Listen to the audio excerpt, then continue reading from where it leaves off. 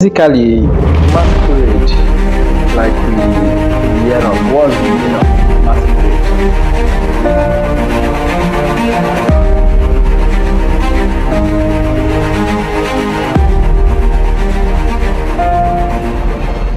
Masquerade practices during festive. During festive period. Okay, basically, masquerade, like we hear of, what's the meaning of masquerade? You understand? You have to know the meaning of something before you retaliate with the word of the word of the Lord to know if it's justifiable or not. Masquerade means disguise. It means costume. It means pretending to be someone you're not, or a spirit you're not. I don't know if you understand. And bringing out an extract from the Bible, if you look at the book of 2 Corinthians, I think chapter 11, verse 14, talking about the devil masquerade himself as an angel of light. So he disguises himself as an angel of light. And if you look at 1 Corinthians, I think chapter 10, verse 21, he was talking about that you cannot drink from the Lord's cup and also from demon's cup. Truth. And you cannot partake in both the Lord's table and in the table of demons. So there is no way you participate as a Christian in what unbelievers believe in. The belief of masquerade differs from what we believe in. Masquerade as an entire entity, they believe in the worship of dead ancestors, while we will believe in the worship of someone that rose from the dead after 3 days, which is the person of Jesus Christ. So it's a different belief entirely, so it's not justifiable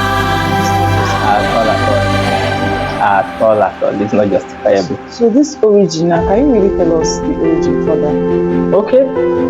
You know, some persons, or we as an Igbo tribe, some might believe that masquerade is just entirely an Igbo thing.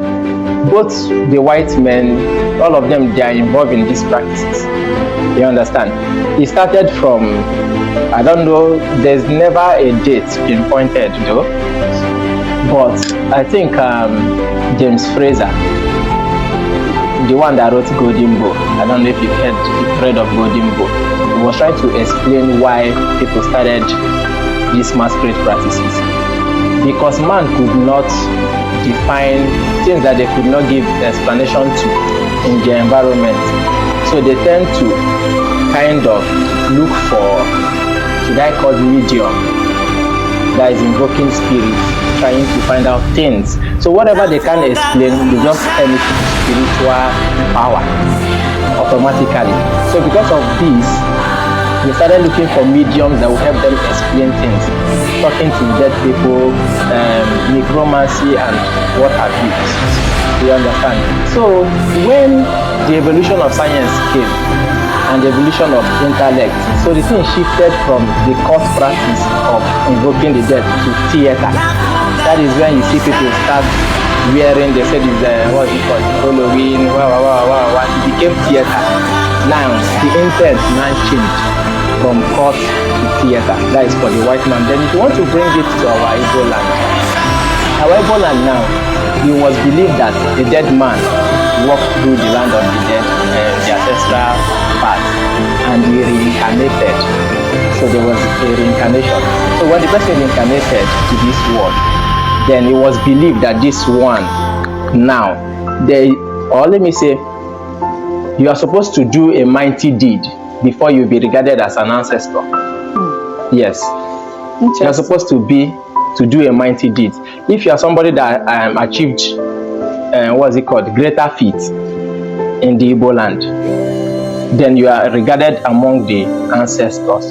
So by so doing, whenever they have no explanation to certain things that is happening, they go and invoke your spirit. They use mediums to invoke your spirit and found out why this thing happened, why so things happened. So this was what brought about masquerade, the main initial masquerade exactly. So it was never a masquerade kind of a thing. It was invoking dead people back to life. Then finally they saw that there is a need for this entity to be physical.